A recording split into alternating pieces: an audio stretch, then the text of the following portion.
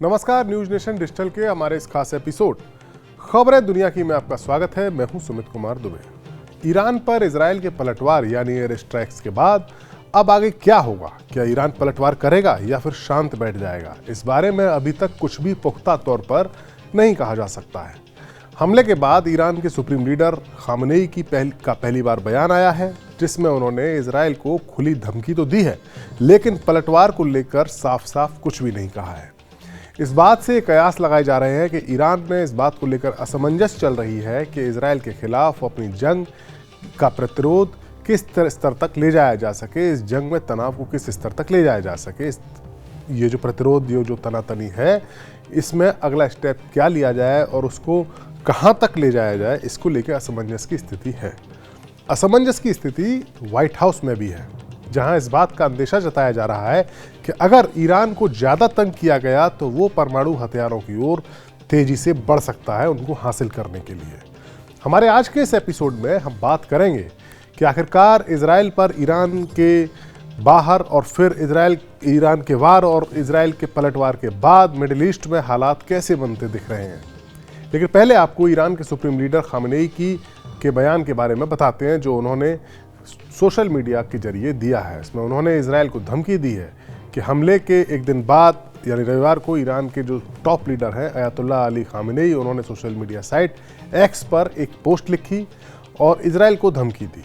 अंग्रेजी और फिर हिब्रू में लिखी गई इस पोस्ट में खामेनेई ने कहा कि ईरान के संबंध में जायोनी गलत अनुमान लगा रहे हैं। खामेनेई ने पोस्ट में लिखा कि ईरान को वो नहीं जानते हैं, वे अभी भी ईरानी लोगों की शक्ति, उनकी पहल, उनके दृढ़ संकल्प को सही ढंग से नहीं समझ पाए हैं। हमें ये बात उन्हें समझानी होगी।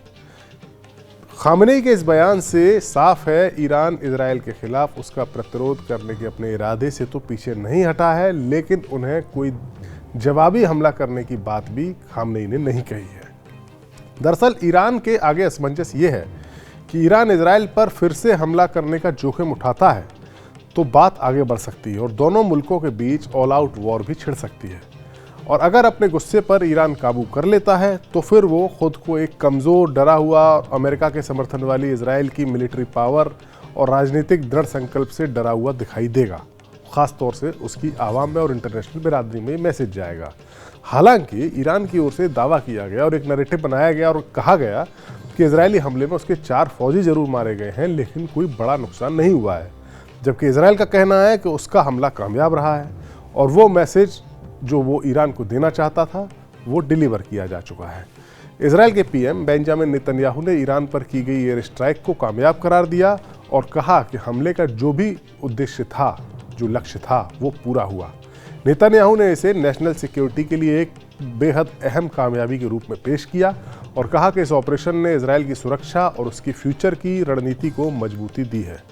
नेतन्याहू का कहना था कि हमला ईरान के उन ठिकानों पर केंद्रित था जो इजराइल की सुरक्षा के लिए सीधे खतरा बन रहे थे। ईरान की असमंजस की एक वजह यह भी है कि इजराइल के हमले में भले ही उसके परमाणु ठिकानों या तेल संयंत्रों को निशाना नहीं बनाया गया, लेकिन कुछ टारगेट ईरान के वो एयर डिफेंस सिस्टम थे जो इन तेल संयंत्रों की सुरक्षा के लिए तैनात किए गए थे।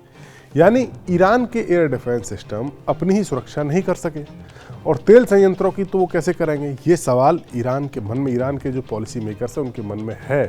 और ऐसे में अगर इजराइल के साथ तनाव आगे बढ़ता है और ईरान इजराइल पर पलटवार करता है और फिर इजराइल हमला करता है, यानी युद्ध हो जाता है, तो फिर ईरान के तेल संयंत्रों की सुरक्षा भी खतरे में पड़ सकती है। हालांकि ऐसा नहीं है कि असमंजस बस ईरान के सामने हो, अमेरिका भी इसी असमंजस की स्थिति से परेशान है।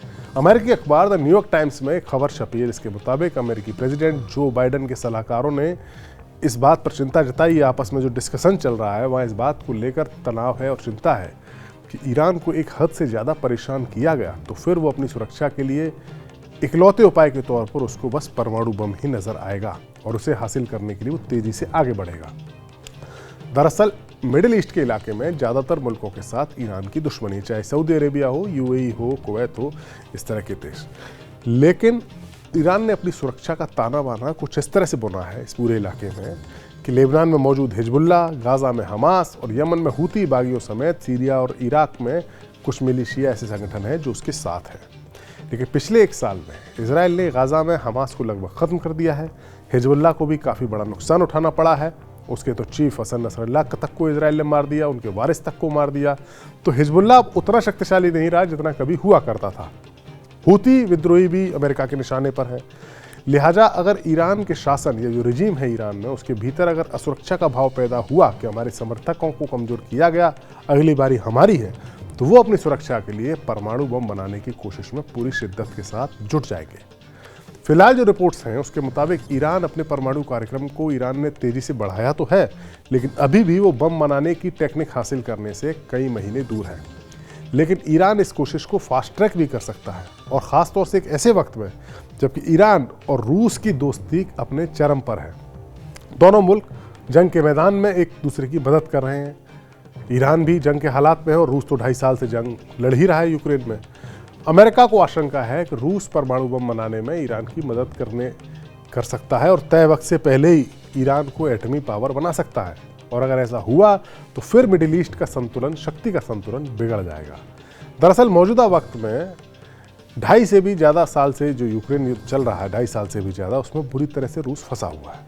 यूक्रेन जैसा अपेक्षाकृत छोटा मुल्क रूस की तुलना में अमेरिकी हथियारों की दम पर रूस के सामने टिका हुआ है और काफ़ी जान माल का रूस को नुकसान भी वो दे रहा है।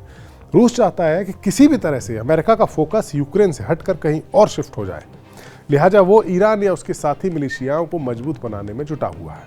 हाल ही में ईरान पर इजराइल के हमले जो हुआ, उससे पहले खबर आई कि उससे कुछ घंटे पहले रूस की ओर से ईरान को जानकारी दे दी गई थी सैटेलाइट इंफॉर्मेशन के जरिए कि हमला होने वाला है।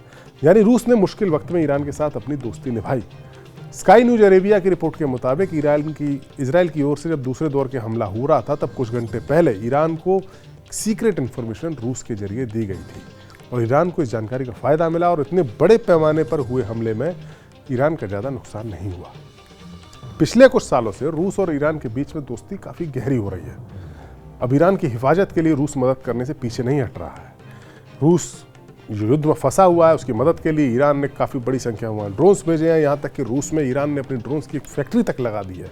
आपको याद होगा, ये जंग जब शुरू हुई थी तो यूक्रेन के ड्रोन्स के आगे ईरान के फौजी बेबस नज़र आ रहे थे।